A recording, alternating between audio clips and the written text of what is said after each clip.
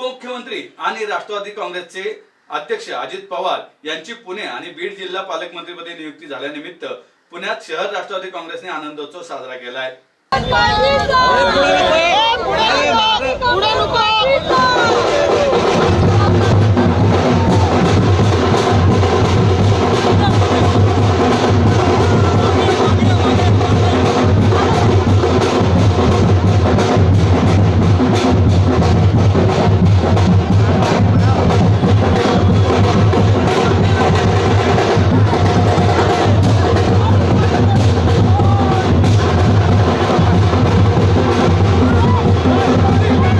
एकमेकांना जिलेबी भरवत फुगड्या खेळत राष्ट्रवादी काँग्रेस पुणे शहराच्या वतीनं अजितदादांच्या नियुक्तीबद्दल आनंदोत्सव साजरा करण्यात आला। अजित पवार यांच्याकडे पुणे जिल्ह्याबरोबरच बीड जिल्ह्याचंही पालकमंत्रीपद देण्यात आले। बीडमध्ये सध्याचे जातीय राजकारण बघता आणि इथली परिस्थिती सुधारण्यासाठी अजितदादा नक्कीच यशस्वी ठरतील असा विश्वास यावेळी शहराध्यक्ष दीपक मानकर यांनी व्यक्त केलाय।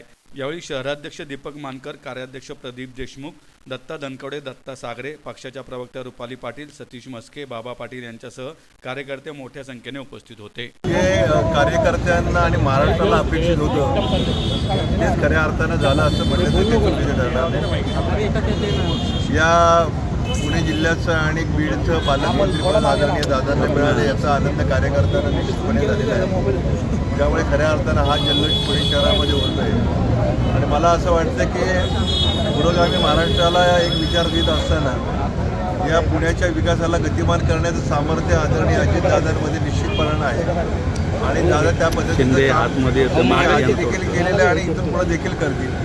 परंतु कार्यकर्त्यांच्या वतीने आणि पुणेकरांच्या वतीने दादांना माझं एक मागणं आहे की पुण्यातील वाहतूक व्यवस्थापन हे खूप चांगल्या पद्धतीने करणं खूप गरजेचं आहे। लोकांना याचा त्रास खूप मोठ्या प्रमाणामध्ये पुणेकरांना सहन करावा लागतो आणि दादा निश्चितपणाने याच्यावरती उपचार केल्याशिवाय राहणार नाहीत असं मला वाटतं आणि एक चांगलं काम करण्याची संधी पुन्हा एकदा दादांना उपमुख्यमंत्रीपदावर पुण्याचे पालकमंत्री म्हणून आणि बीडचे पालकमंत्री म्हणून जी जबाबदारी दिली याचा निश्चितपणे समाजाला उपयोग झाल्याशिवाय राहणार नाही। दोन्ही पालकमंत्रीपद बीडकडे लक्ष देता आता पुण्याकडे लक्ष कमी होणार नाही का? असं काय होणार नाही।